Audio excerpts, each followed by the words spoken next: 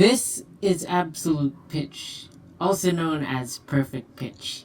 Hear a note, identify a note without any reference. That's an F. Instantly.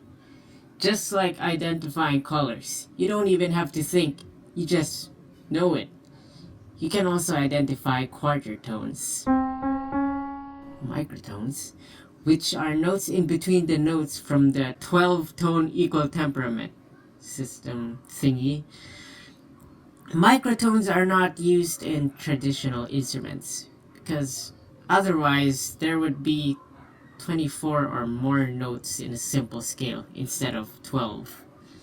You can identify a song's key in seconds. You can hear many notes played at the same time, although this can sometimes depend on how close the notes are apart from each other. And it also depends how dissonant the chord is. Now, this is what I call almost perfect pitch. You might have to really think with this one and use your brain, unlike real perfect pitch where it's just like identifying colors. You can identify a song's key in seconds and identify many notes played at the same time, just like perfect pitch. You can kinda sometimes identify microtones. You can identify a note without any reference, although not instant. Instead, about half a second to 3 seconds. That's E flat. Whoa! The method used in identifying a note is this. The perfect pitch based part of you is being able to remember the correct key of songs, but still not really be able to identify just one single note being played. Say you have a group of 12 songs memorized in your head. Each song has 12 different notes being played at the start of each song, or it could be 12 different scales in each song. Whatever.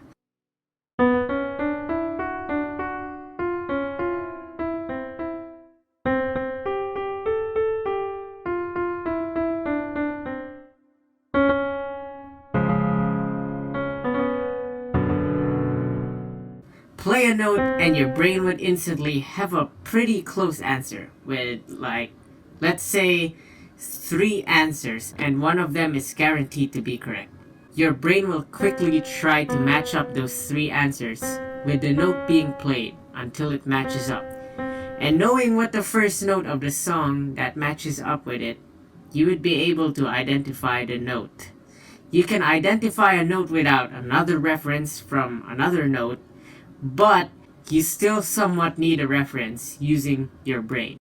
This is what I call fake perfect pitch. You know what X major scale sounds like by heart in the correct key.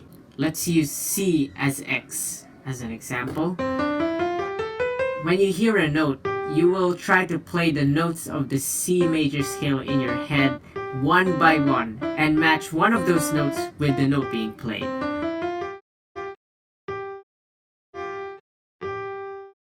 If a black key was played without being told it's a black key, then it would take even longer, and you would have to try finding the note closest to that one, then make some adjustments.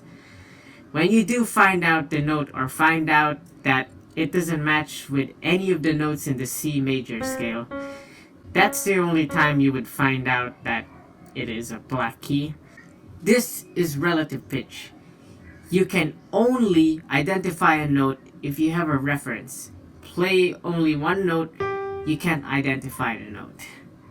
Now let's clear your brain real quick so you don't remember what note I just played. Now say 2 notes are being played. I'll play a C, and now I'll play a different note.